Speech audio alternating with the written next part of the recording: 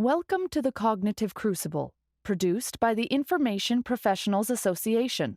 Our website is information-professionals.org, where you can find links and information about today's conversation and get access to members-only content.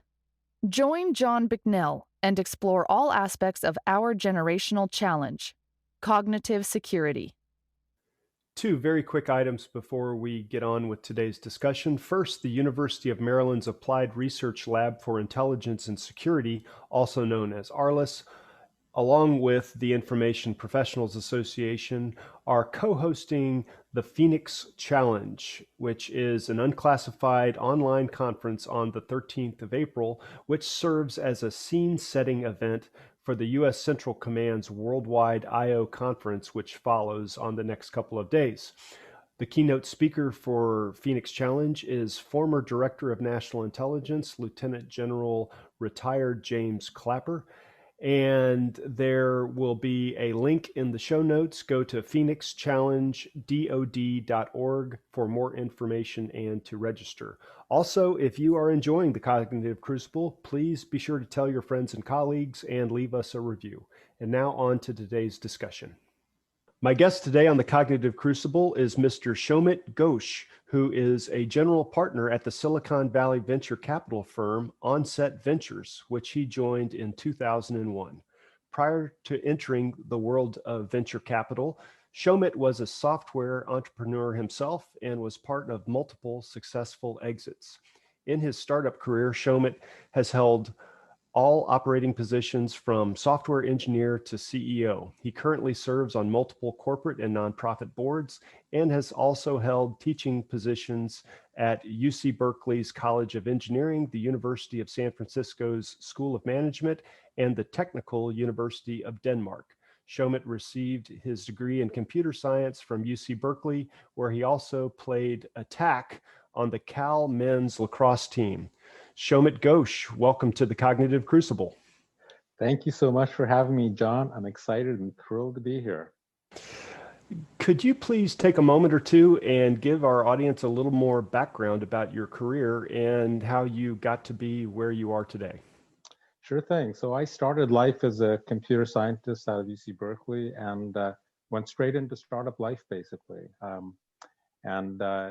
In that career, did a bunch of different things and have always been, I think, on the edge of disruption and innovation, which is also what took me into the venture capital, helping finance and fund companies that are also driving innovation and disruption.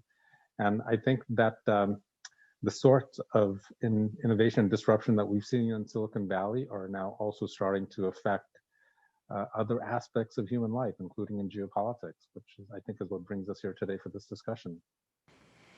Indeed, it does. So you tend to be a relative outsider when it comes to national security matters. And yet the concept of cognitive security has crept into your world, into the world of venture capital. Could you recap to us how cognitive security came to your awareness? Yeah, so I think cognitive security is providing the intersection, in fact, between where technology is today and where geopolitics is also going. And if you look at cognitive security at its most fundamental level, it's been a force in geopolitics basically ever since we organized into city-states.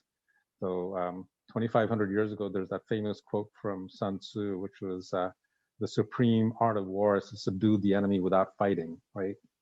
So the reason why I got interested in this topic is from my job as a Silicon Valley VC, because if you look around at the most successful technology companies, Uber, Google, Amazon, Netflix, Facebook, you name it, they all win because they're absolute masters of deploying data-driven behavioral economics to the rest of us. And behavioral economics is cognitive security. It's having your buttons pushed without knowing that your buttons got pushed. So specifically, when you look at these large tech players, they're shaping the cognitive reality for all of us using behavioral economics to the benefit of their own business models. And we're largely unaware that this is being done to us. Our reality, the things that we think and believe, they're all susceptible to this practice of behavioral economics. And in geopolitics, of course, cognitive security offers equal impact to what we've been seeing in the commercial landscape. So how can a foreign actor use data as an offensive force to influence how we behave as a society?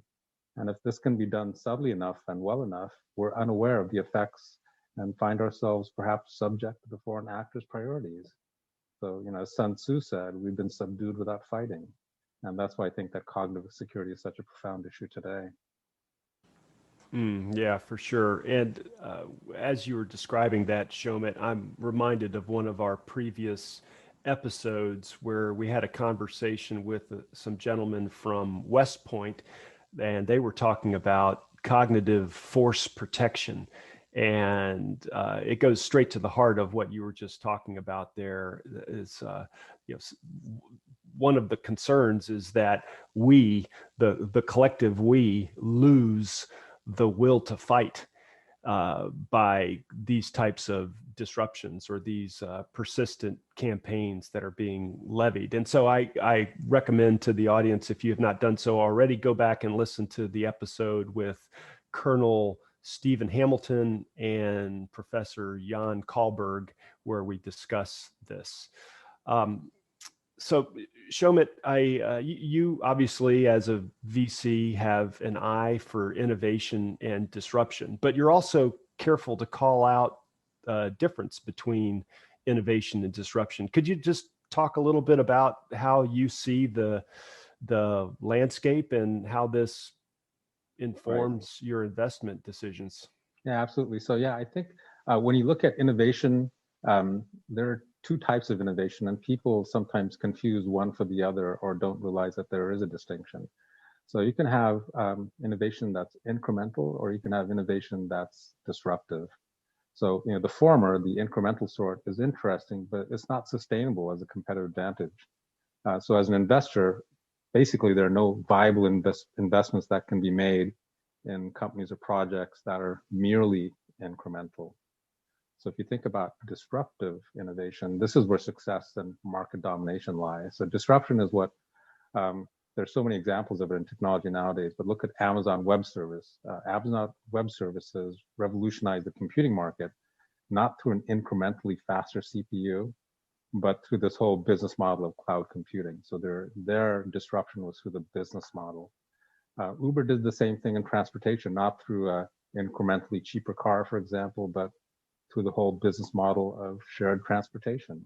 So once again, it's the business model, which was the disruption. And we've seen this in the field of geopolitics as well. So if you think of the Battle of France in May 1940, it was the business model of mobile warfare that allowed Germany to win that conflict.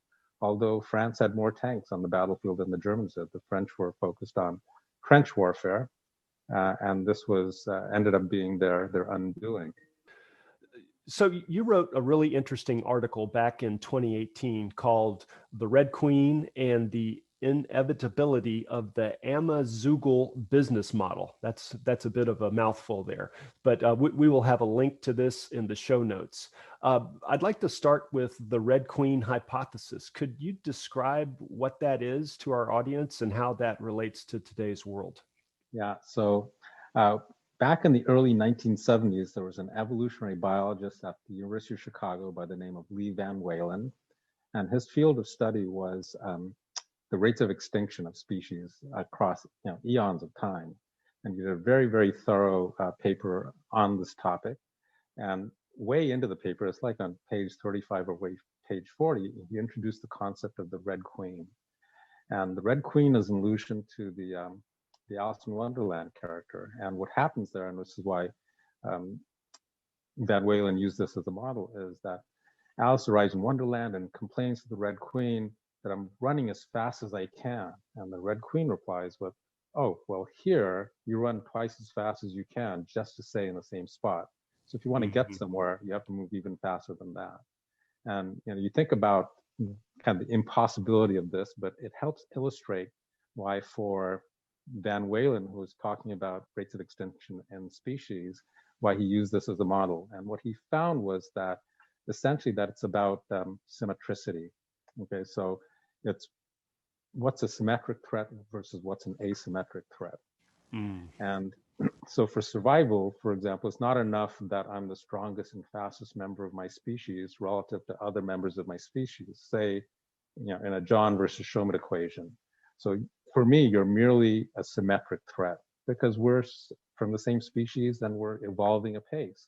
So while it's good if I can be able to outcompete you, that is not enough because we have a lot of asymmetric threats. There is that lion who's also already faster and stronger than we are and is evolving. It's not standing still. And every other organism in the ecosystem is also evolving and posing an asymmetric threat to us. So for us to be able to survive as a species, we need to be able to counter those asymmetric threats. It's not enough to stymie merely the symmetric threat. And in my article, and I coined the term, Amazoogle, was of course the concatenation of Amazon and Google, is that businesses need to re-envision themselves constantly. They also need to evolve relative to the asymmetric threats that they face. And what I posited in the article was that companies like Amazon and Google are the asymmetric threat to traditional business. So it's no longer sufficient that you focus on your symmetric threats. Yeah, totally agree. Are you familiar with the OODA Loop? Thanks. I am, thanks to your mention of it. But thanks to your mention of it. But yeah, if you look at the OODA Loop, that's an expression of the Red Queen theory. And in particular, it's the OODA Loop, as you explained to me, John, is it's a cybernetic loop. So it's not enough just to understand what's going on, but you have to understand, act, see what happened once again, have that recondition your understanding and act again, etc., forever. Right. And in the national security space, and presumably a good chunk of the commercial VC space as well, it seems like a majority of the R&D these days is going into directly to speed up decision making and being able to do it again and again and again. And so the OODA Loop stands for observe, orient, decide, and act, and then looping, doing it again and again. And so you obviously are primarily concerned in the business world, but everything you were just articulating regarding the Amazoogle business model and the Red Queen hypothesis has a direct line of sight with national security and competition at the nation state level. Exactly, because just as Van Walen spoke about with the asymmetric threats that are posed to the survival of species, the same happens in geopolitics. And we can't view ourselves merely through the lens of who are symmetric competitors. Do we have more aircraft carriers than the other guys or whatever? Because there are these asymmetric ways of waging conflict nowadays too. And in the corporate market, too many companies view their competition through the lens of the past. So they think, I'm a bank, so I'm focused on the symmetric threat from other banks. But truly, the asymmetric threat is from the Amazoogle companies, the data companies. And we see this everywhere. So, if you're a major automobile manufacturer, I'm struck by this because I see these commercials on TV all the time, but they view their symmetric threat as being other car companies without considering that actually the most important component of their cars, the asymmetric value, is the car's data stream. But the auto manufacturers are focused on building incrementally better cars while surrendering their data streams, that item of asymmetric value, to the big data monopolies like Amazon, Google. So where does the value lie in the business? That's the Amazoogle business model in a nutshell. And you're probably familiar, John, with the quote about the railways and why the railways didn't prosper in the US. And there was an economist, Theodore Levitt, back in 1960, who coined the term, which is the phrase that the railroads let the others take their customers from them because they thought that they were in the railroad business rather than understanding that they're in the transportation business. So they focus on the symmetric threat from other railways versus the asymmetric threat from airlines and trucks, etc. So in the same way, business needs to always focus on asymmetric threats, and in geopolitics, we need to focus on the asymmetric threats. Right, and all that goes right back to your points as well about incremental innovation versus disruptive innovation as well. And in your article, you talk about data as the anti-commodity. Could you explain that, what you meant by that concept as well? Sure. So who among us would want to be in a commodity business, right? None of us. We all want to be in the opposite of a commodity business, the anti-commodity business. So the truism of everything that mankind produces is that the more you have, the less it's worth. So every product is a commodity. So if you had diamonds spilling out of the sky or Rolex watches lying around on the ground, they would be basically worthless. They're a commodity product. So this is true of everything in human society, with the exception of data. With data, the more you have, the more it's worth. And if you look at companies like Amazon and Google, Facebook, even Apple, Uber, you name it, they all have a common thread. It's that they're all data companies. Their view is that you succeed by accreting as much data as possible.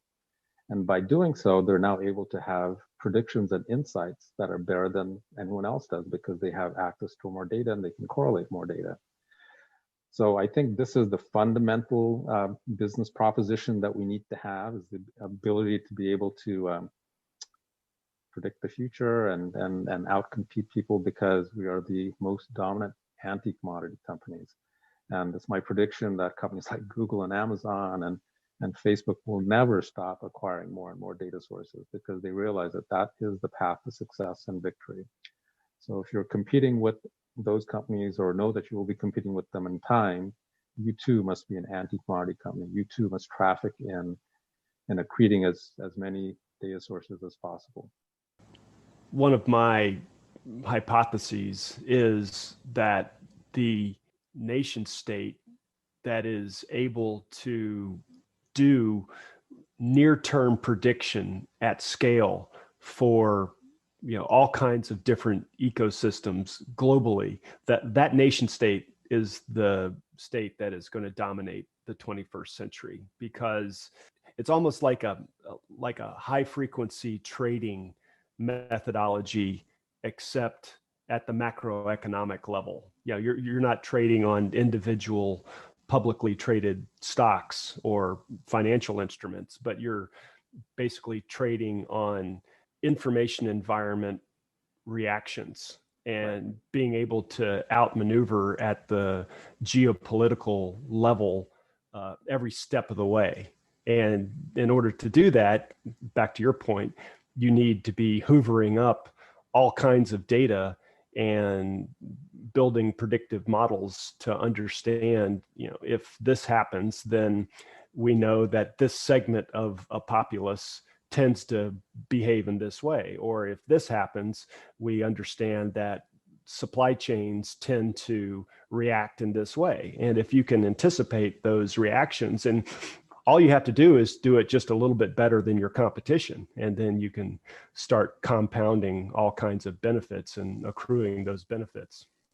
Very well and wisely said, John. Exactly. Yeah, you can use data for two things. You can use data to understand the past, or you can use data to predict the future. Where would we rather be? Would we rather have a better understanding of the past, or would we rather be able to predict the future? And that's the direction that these data sources affords you.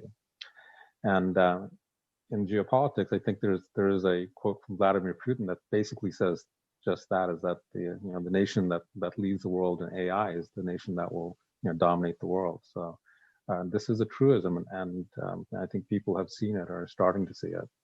And this really helps define the direction in which we must go. Right, for sure. I'd like to shift gears just a little bit. So in addition to your venture capital work, you have for many years been a teacher and mentor.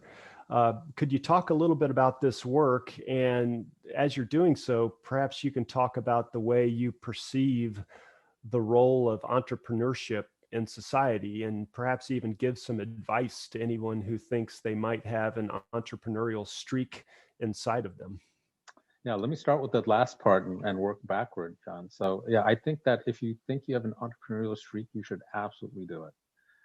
It's through entrepreneurship that we've driven innovation, all these great things that we experience every day. Google, Amazon, Facebook, whatever, they all are the result of entrepreneurial efforts of somebody having had the courage, the tenacity, and the insight to pull something off. So if you think you are that person, you should absolutely do it. And entrepreneurship is fundamentally about things which are probably also very familiar in the national defense space, which is it's about courage, tenacity, teamwork, and impact, right? And that probably defines anybody who's working in the national defense space. And as we've talked about today, impact comes from disruption, something that delivers 10x benefit through a different way of accomplishing the same goal. Impact doesn't come from a 10% incremental improvement from to the state of things. So if your inspiration is something that's incremental, rethink it. Try and find something that's disruptive instead. Don't lose sight of this key truth that it's about disruption, not incrementalism. And what I strive to do in my teaching, in my work as a lecturer and adjunct professor, is just this: is teaching the students to discard and ignore incremental innovations. Let's instead talk about how you can discover truly the disruptive innovations. And I think that students nowadays, they don't get enough exposure to this way of thinking in their canonical degree programs. So, supplementing what they learn in the science of something with some of these practical viewpoints on disruption and innovation. Right. Well, I'm sure that must be one of the more rewarding aspects of your professional life, is getting to engage with and influence positively the next generation of young business leaders who are just starting out on their life journey. Yeah, indeed, both for business leaders and for technology leaders, so that they can, again, think disruptively and anticipate what's going to happen versus merely reinventing the past. Before we close, I'd like to ask if you could recommend a book or online resource that our audience may not be aware of, but which possibly touches on some of these topics. Yeah, absolutely. So starting with the topic here of cognitive security is really an aspect of behavioral economics. So to answer your question, I think there's no single book which I would recommend, which is both the good news and the bad news. So you'll have to read a lot of different books, which may be the bad news or the good news, depending on how you do it. But the truly good news here is that there are many, many books on these topics that are in the public sphere. So any book on behavioral economics, Dan Ariely's Predictably Irrational was great. Daniel Kahneman, who won the Nobel Prize, he's written a few things. Nudge would be probably a bestseller that you could access. And behavioral economics is all about pushing people's buttons without them knowing that this is happening, right? This is cognitive security. So now if you can imagine the modern era of putting that on steroids through the injection of machine learning and big data, this is the world in which we live. So getting an understanding of this by understanding just the fundamentals of behavioral economics, that's what I would recommend. All right, outstanding recommendations. And of course, we will have links to those in the show notes. And with that, Shomit Ghose, thank you so much for being on the Cognitive Crucible. Once again, John, entirely my pleasure. So happy that you had me on your podcast. Thank you again. The Cognitive Crucible is the only podcast dedicated to increasing interdisciplinary collaboration between information operations practitioners, scholars, and policymakers. To find out more about the Information Professionals Association, visit us at information-professionals.org. Please support our podcast by giving us a 5-star rating and leaving a review.